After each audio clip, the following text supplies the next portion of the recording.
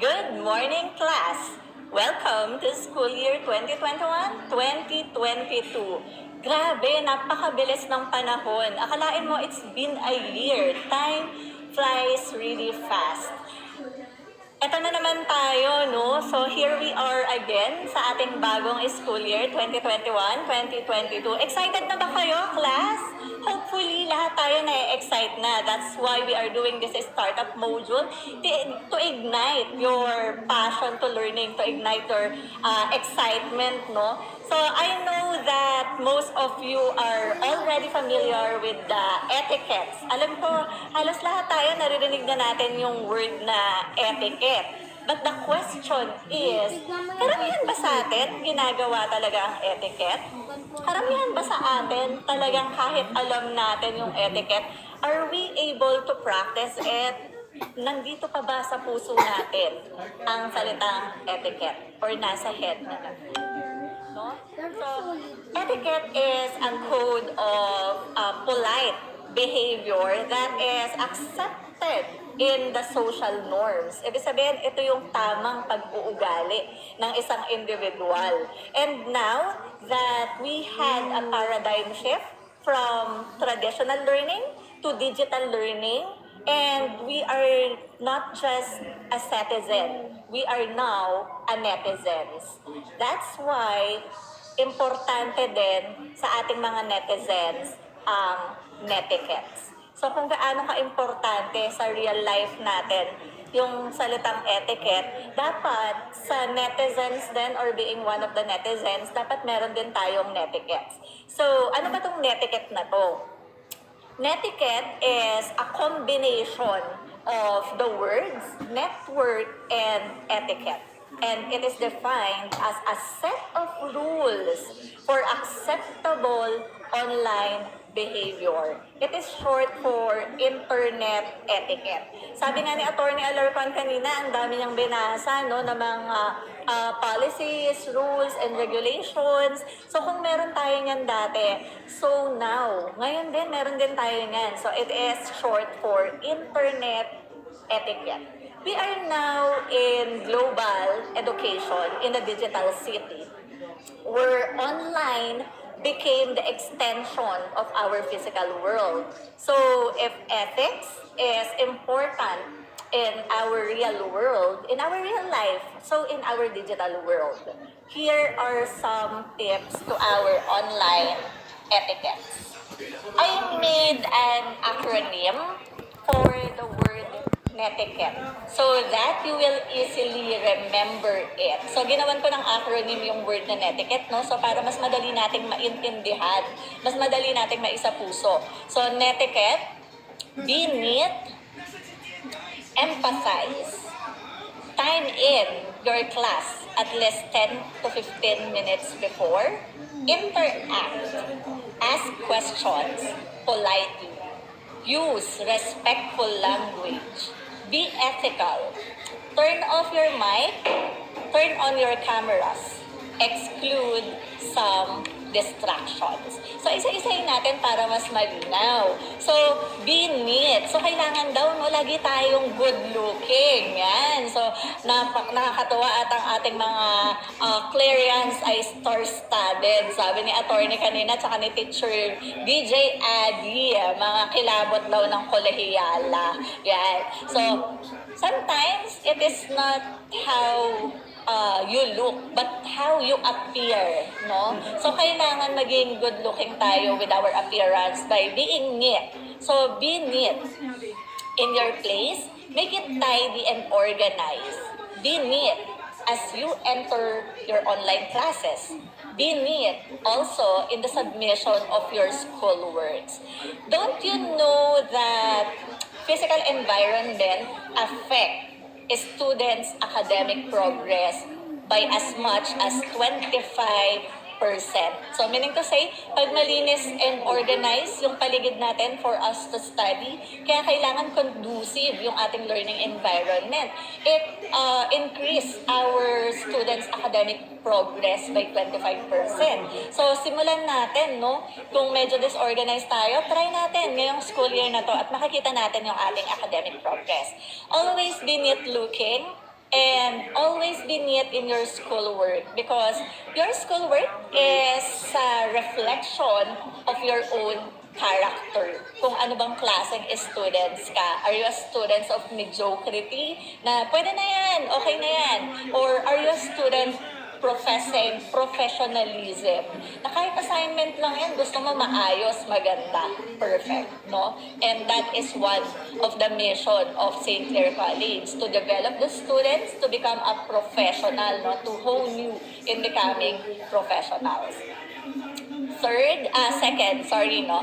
Empathize, yun. So, empathize. It is not just putting yourself into other shoes, but it is more of understanding how to be in other shoes. Pag naririnig natin yung empathize, akala natin it is just putting yourself into other shoes. No, hindi siya nagtatapos doon. You have to feel and you have to understand ano ba yung nararamdaman ng taong yun, no? So it is not just a matter of feelings, but it is a matter of understanding. It is a matter of the heart on how you understand the other person. So empathize with your teachers. Someday, some of you will become teachers too. Managers, leaders, no? Someday you will be someone na wala pa sa inyo ngayon. So, kung ayaw mong gawin sa iyo, huwag mong gawin sa iba. That is our golden rule. So, understand your teacher. Understand how difficult it is to be in the other end of your computer. Empathize also your classmates. Be an angel to one another. Meaning to say, pag meron kayong classmates na nanonotice nyo na parang, uy, hindi na pumapasok si ganitong classmate ha. Have time to call them. Have time to chat them. Empathize with them. No? So, baka nawawalan na sila ng motivation and kailangan lang nila ng someone to talk with na magmo-motivate sa kanila. Baka kailangan lang nila ng konting push para bumalik sa kanilang pag-aaral. So, empathize with your classmates. No? Pag may mga classmates kayo na nahihirapang sumabay, kasi hindi naman tayo pare-pareho ng progress, no? So, pag may classmate kayo na nahihirapang sumabay, empathize with them. Help them. And, as I remember, no, nung nag-online kamustahan kami with the senior high school, merong students na nagsabi siya na she is visually impaired. So, being one of the guidance counselor and also Dr. Rita being the head of the guidance counselor, we gave her advice. And after giving her advice, I asked the class kung sino pa ba yung willing tumulong dito sa kaklase nilang to aside sa amin, and nakakatuwa. Almost, actually all of them raised their hands na willing silang tumulong. And that is empathy, no? That is empathy. Okay, next is time in your class, 15 minutes before. To avoid hurrying things up, to avoid changing our moods. Kasi minsan, no, parang andyan na yung klase mo, tapos hindi ka makakonect, naiirita ka, no? Naiinis ka, so nawawala yung momentum mo, nasisira yung mood mo. So, for you and your household, have a mindset that you shouldn't be disturbed and create a more focused atmosphere. To have some time for some small errands.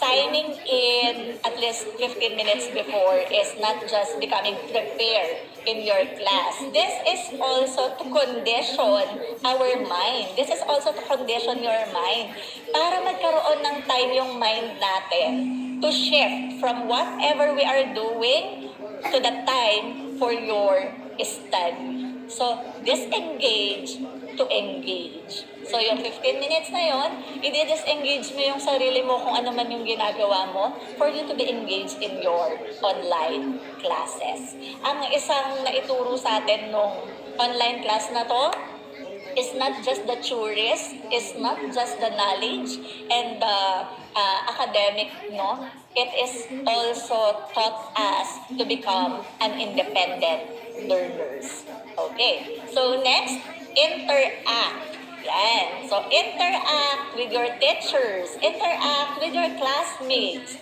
No? One of the 21st century skills is communicability. Able to communicate with someone by having interactions, and it is also one of the proper behavior online that if someone talk to you, respond, no? So minsan pag tinanong ka ng teachers mo, huwag kang magpanggap na naglag ka. Huwag kang magpanggap na nawalan ka ng disconnection o kaya nawalan ka ng mic. Okay, kidding aside, yung iba naman totoo, nangyayari yan. Pero yung iba, parang ginagawa na lang excuses. So, huwag kayong mahiya.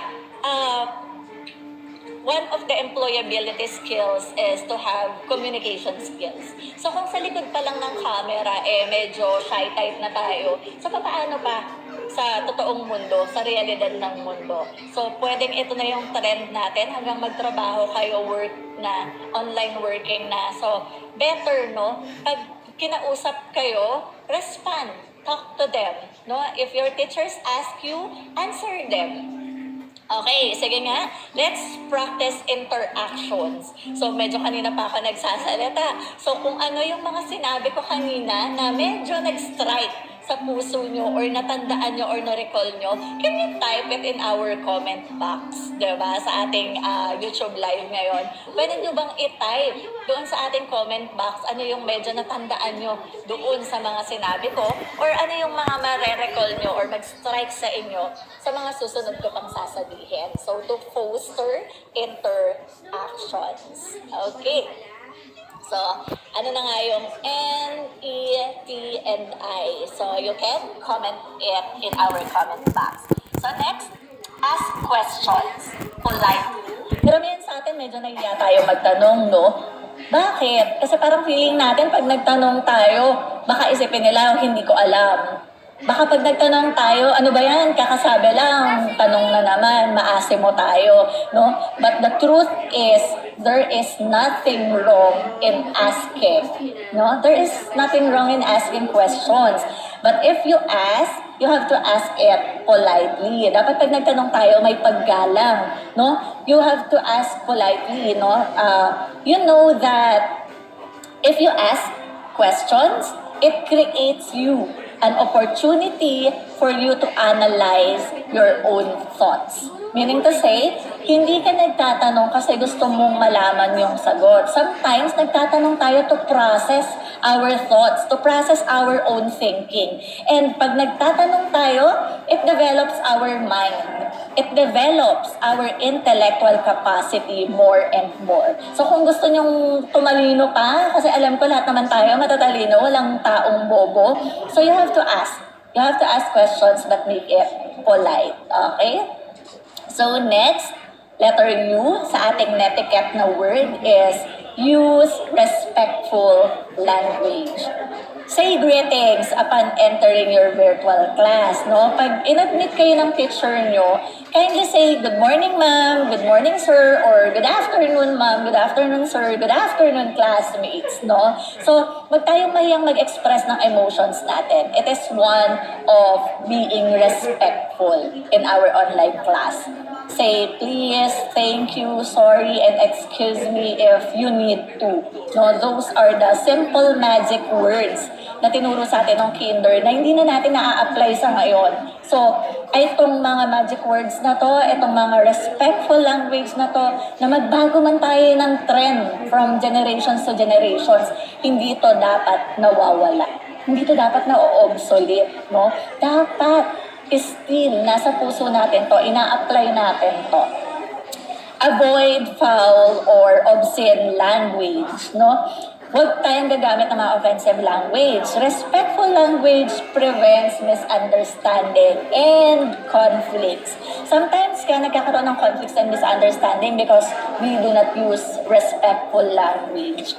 And sometimes if we use respectful language, napapababa nito yung anger ng isang tao. Okay. So next is be ethical. Okay. Be ethical. Okay. So ethics One of the core values a person ought to have is being ethical. Ibig sabihin, you are not living alone in this world.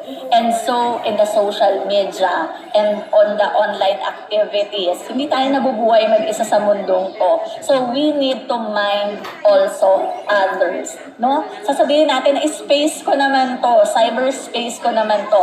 I have the personal touch with this, kung ano yung gusto kong gawin. But hello, hindi ka lang mag-isa dyan, no? It is a social world. So meaning to say, you also need to consider other people or other person. But in our St. Clare core values, ano nga yung letter E? Pwede nyo i-type sa inyong comment box. Ano nga yung St. Clare core values natin? Di ba acronym din siya from the word St. Clare? O may prize daw kung sino yung makakatanda. Okay. Yes, you're right. It is ever loyal. So dapat, kung ever loyal tayo sa ating institution, ever loyal din tayo sa ating ethical standards. Na kahit nasaan man tayo pumunta, real world man yan or digital world man yan, you have to possess netiquettes or ethical standards. Okay, letter T.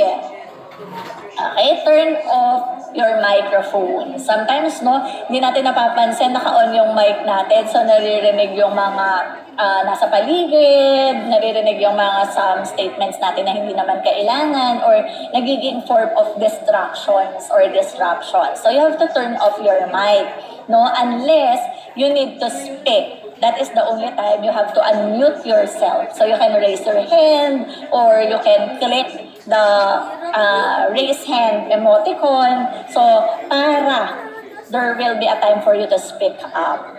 Okay. So turn off your microphones but turn on your cameras. Okay? You have to turn on your cameras. Be confident. Sometimes hindi tayo nag-turn on ng camera kasi hindi tayo confident.